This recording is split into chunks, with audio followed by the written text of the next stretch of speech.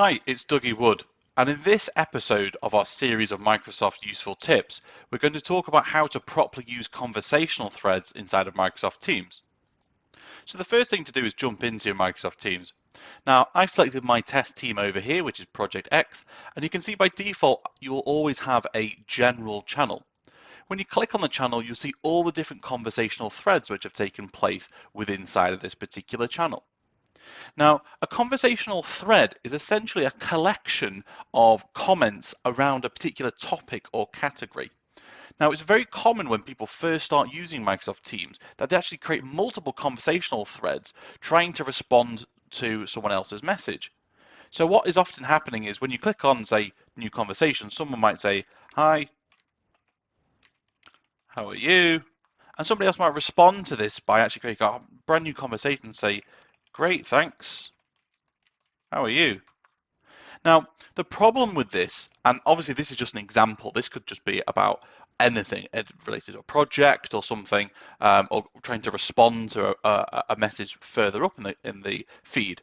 However, the problem with these types of messaging is Microsoft Teams chats like this don't work as a sort of backwards and forwards conversation.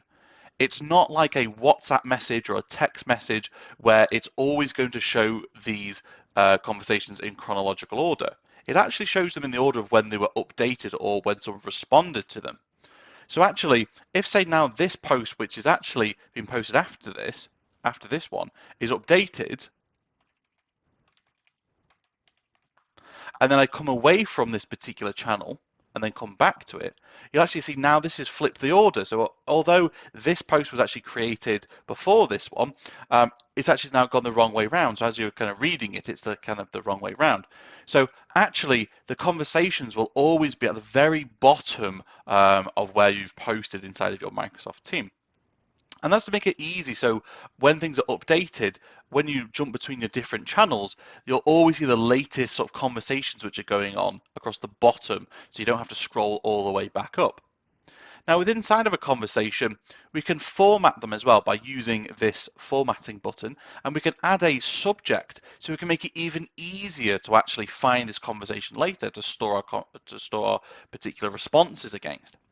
So let's say, for example, this might be our Project X update. So we're going to use this thread and say, this is where we will update everyone about the project.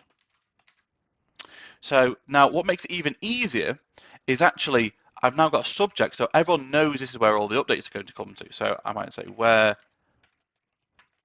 is this project up to? And someone else might reply and say, it is going to be complete by the end of the week. Great.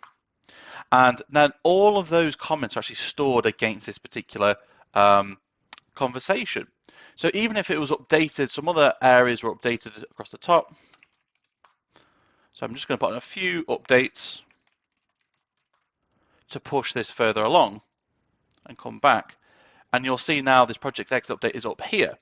So it's as we're updating all these conversational threads, they'll always come to the bottom. But the really good reason of actually using these subject lines, it means we can search for it across the top. So if I was to search in the search bar for, say, Project X, I can find conversation threads no matter where they were and go back to them.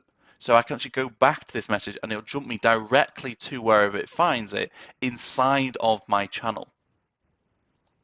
This is the best way to use the conversations inside of your Microsoft Teams channels. I hope you found that short video about how to use conversational threads inside of Microsoft Teams properly useful. If you did, please like this video and subscribe to my channel. This video is part of a series of Microsoft Teams training tips, so please take a look at the rest of the playlist.